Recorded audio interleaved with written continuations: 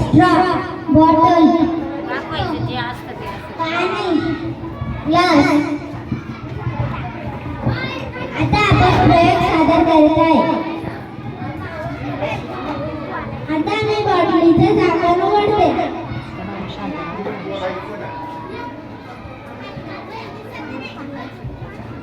आता धनश्री तू स्ट्रॉ खाली ग्लास ठेव. मी आता बॉटलीमध्ये पाणी ओतत आहे.